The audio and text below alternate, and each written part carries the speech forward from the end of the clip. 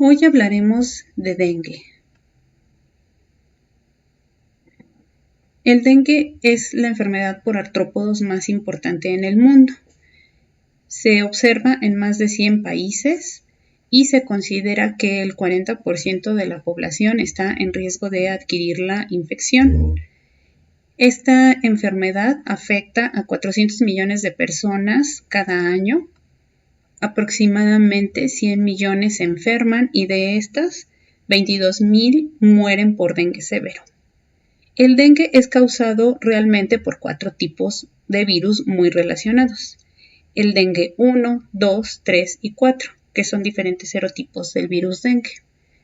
Por esta razón, una persona puede ser infectada por lo menos una vez y máximo 4 veces con diferentes tipos de dengue. Los síntomas de esta enfermedad son dolor de ojos, dolor de cabeza, dolor muscular. En algunos casos puede presentarse rash o manchas en la piel. Puede haber dolor de huesos, dolor en las articulaciones, náusea y vómito. Si nosotros graficamos el curso de la enfermedad, podemos ver que si observamos la parte donde dice viremia, vamos a ver que la cantidad de virus va aumentando conforme pasan los días. Ese aumento en la carga viral se ve acompañado por un aumento en la temperatura, que puede llegar hasta los 40 grados en los primeros días de la infección. Poco a poco la temperatura puede ir cediendo. En esta primera etapa, la cuestión más grave puede suceder que haya una deshidratación. En este momento, al contabilizar el hematocrito, vemos que está normal, bajo, y también tenemos un cierto número de plaquetas que pueden ir disminuyendo a lo largo de la infección. Conforme pasan los días, puede llegar a haber una etapa crítica en donde va a haber shock, donde puede haber sangrado y donde incluso puede haber un fallo orgánico de diferentes órganos. En este momento, pues la persona puede recuperarse o puede morir. Aquí vamos a observar que el hematocrito aumenta, las plaquetas bajan considerablemente, lo que puede conducir a los sangrados, y pues aunque la carga viral ya prácticamente ha desaparecido, pues todavía podemos encontrar un poco de virus. Si la persona se recupera, puede haber una reabsorción de todos los fluidos que se vieron en esta etapa. Se va a recuperar el número de plaquetas, el hematocrito va a volver a la normalidad y es aquí donde pues vamos a tener ya una buena respuesta inmune que se empezó a montar desde la etapa crítica con un aumento de anticuerpos de tipo IgM y posteriormente de IgG.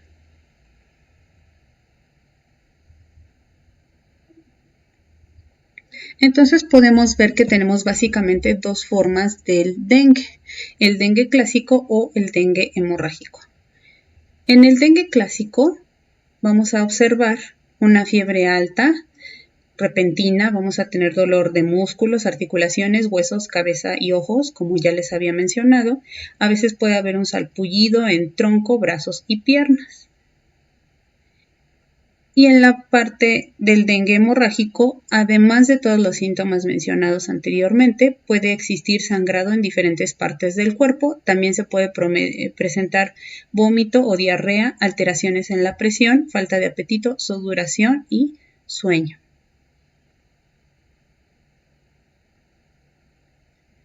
De acuerdo con la OMS, tenemos 3 tipos de dengue.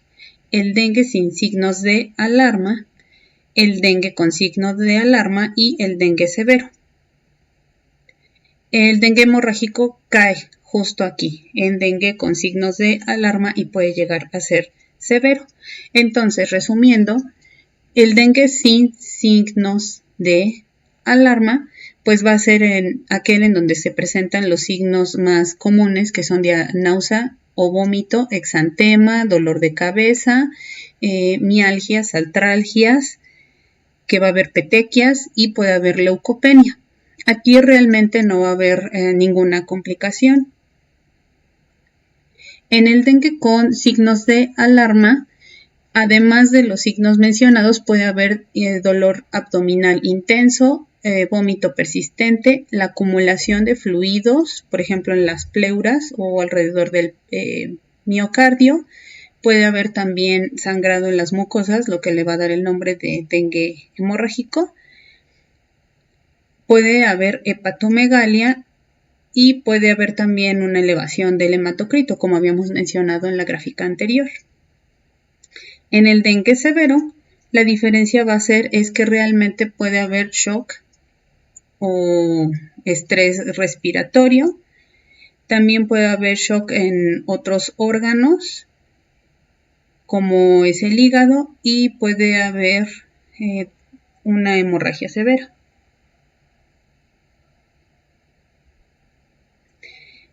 Tanto el dengue severo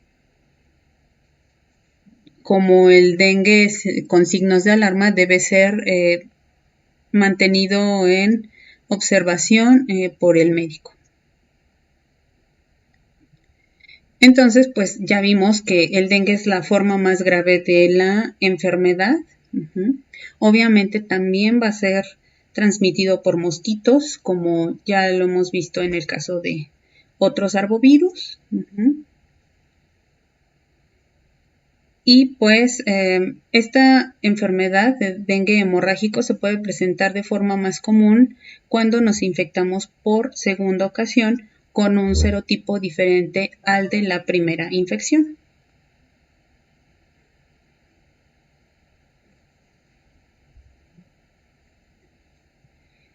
¿Esto por qué sucede? En dengue se puede presentar el fenómeno de ADE, que significa Antibody Dependent Enhancement. Aquí lo que vamos a tener es que hay anticuerpos que se generaron en la primera infección que no son protectores, que se pueden unir al virus, pero que en lugar de neutralizarlo, van a aumentar la infección. En una infección inicial, como se ve en el cuadro de arriba, las células son infectadas por el virus dengue, van a producir una progenie viral. Ante esta producción de progenie viral y esta infección, tanto las células T como B responden generando una cierta cantidad de citocinas y también empezando a montar la respuesta adquirida, que va a ser basada en anticuerpos. Estos anticuerpos pues son dirigidos contra estos virus, contra este serotipo, son capaces de cubrirlo completamente y por lo tanto neutralizarlo. Una vez que está neutralizado, los macrófagos son capaces de fagocitarlo, degradarlo en su interior y pues liberar el virus. También es posible que pues estas citocinas pues vayan a desarrollar una enfermedad, una respuesta inmune adecuada. Lo que sucede en la segunda infección con un serotipo viral diferente es que en cuanto se empieza a observar la infección, las células de memoria van a reconocer que están siendo atacadas por algo que ya conocen o que por lo menos conocen en apariencia. Estos anticuerpos son capaces de unirse al nuevo virus producido, pero este virus, al ser de un serotipo diferente, no se va a recubrir en su totalidad con los anticuerpos generados previamente. Esto va a hacer que los macrófagos de la misma forma los reconozcan, pero dentro de ellos no se dé una degradación del virus, sino que el virus aún conserve la capacidad de fusionar sus membranas con las de la célula, con las del endosoma del macrófago, y entonces llevar a cabo una multiplicación del virus dentro del macrófago.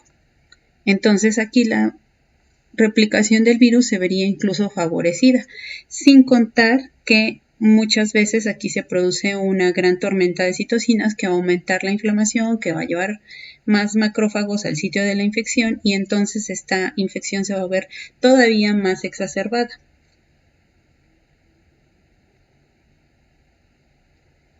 Una vez que ya vimos cómo es que puede producirse el dengue severo, vamos a hablar un poco de la epidemiología del dengue en México. Estos datos los podemos encontrar en la página de la Dirección General de Epidemiología, que depende de la Secretaría de Salud. Y los datos que les presento en este video son de la semana epidemiológica número 13, que fue actualizada al 30 de marzo.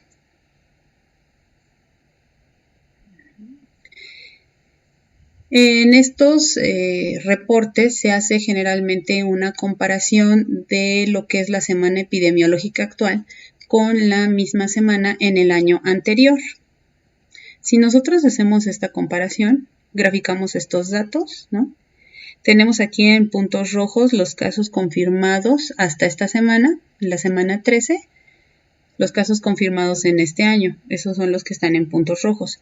En puntos verdes vamos a ver los casos probables que tenemos o que tuvimos, mejor dicho, en el 2019, así como los casos confirmados en línea. Entonces, casos de dengue no grave, DNG, en la semana 13 del 2019 tuvimos 725. En esta semana, en el 2020, tenemos 1.121 casos, o sea que son un mayor número de casos. En el caso de dengue con signos de alarma, DCSA, tuvimos en la semana 13 del 2019 382 casos, mientras que en este año, tenemos 939 casos. En el caso de dengue grave, DG, en la semana 13 del 2019 tuvimos 78 casos y en la semana 13 del 2020 tenemos 244 casos. En total tenemos 2.304 casos confirmados para este año, mientras que en el año pasado tuvimos 1.185 casos confirmados. Y el año pasado se tuvieron 3 defunciones y en este año se tienen una defunción. El 66% de los casos confirmados corresponden a los estados de Veracruz, Tabasco, Guerrero, Quintana Roo y Nayarit, que están en el sur, donde se encuentra el mosquito vector principalmente. Aquí están los casos por entidad federativa y vemos que efectivamente, pues, los estados en rojo son los que tienen un mayor número de casos.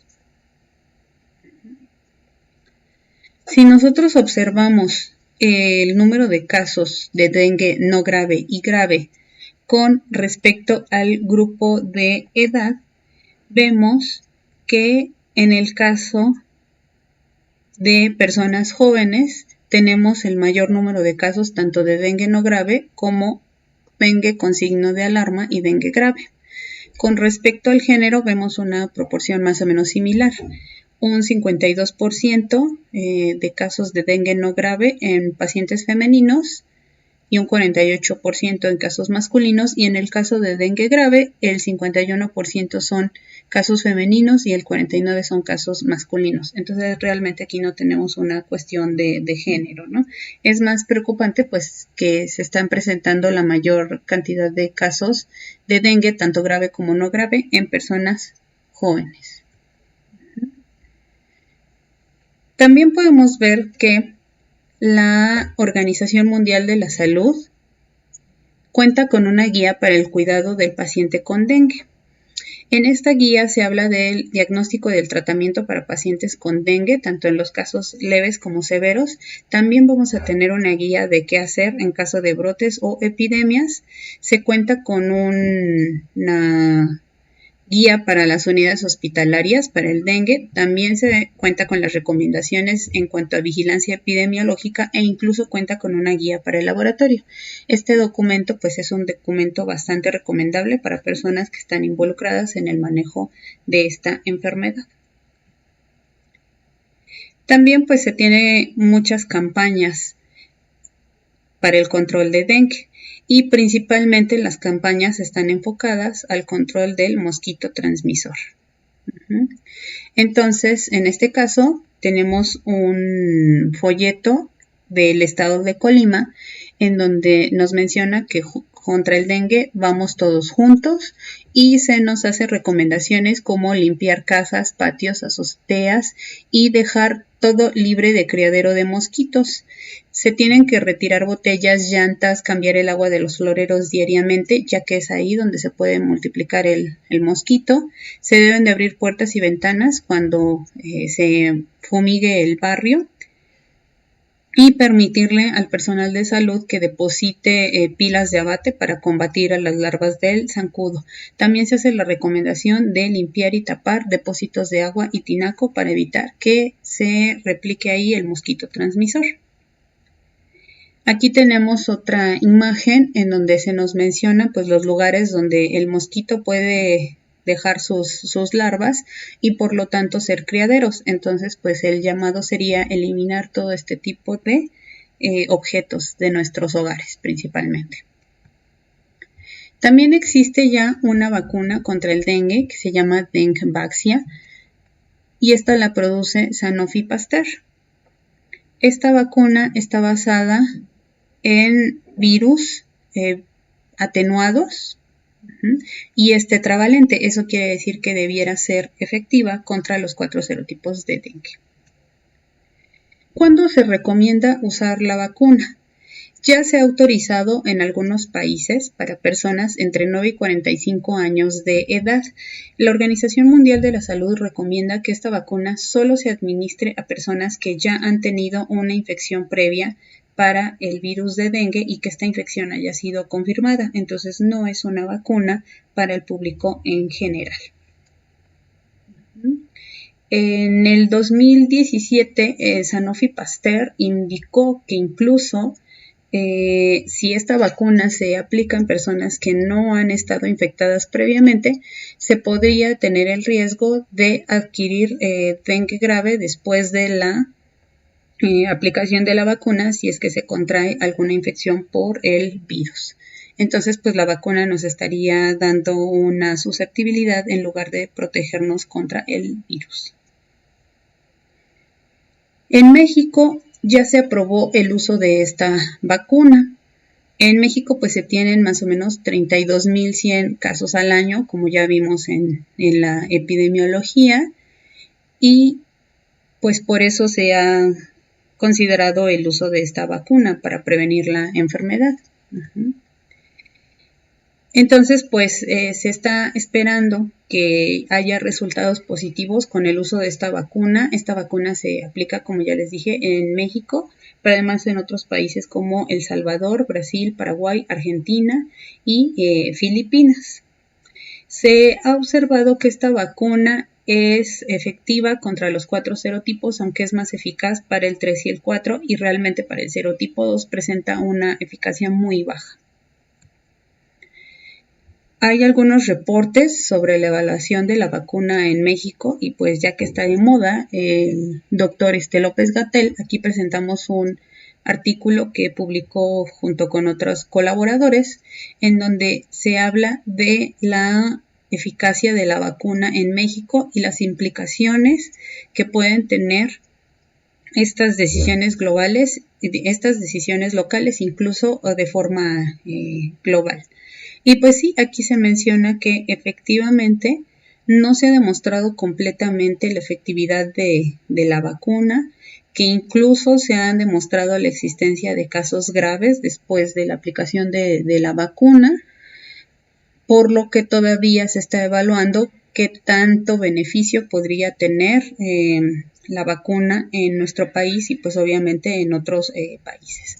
Entonces la conclusión principal de este artículo es que incluso cuando se pudieran implementar las vacunas contra dengue, no se deben debilitar otras políticas ni el financiamiento que se tiene para algunas medidas preventivas del dengue, como son el control de los mosquitos. Hasta aquí y nos vemos para seguir hablando sobre Zika.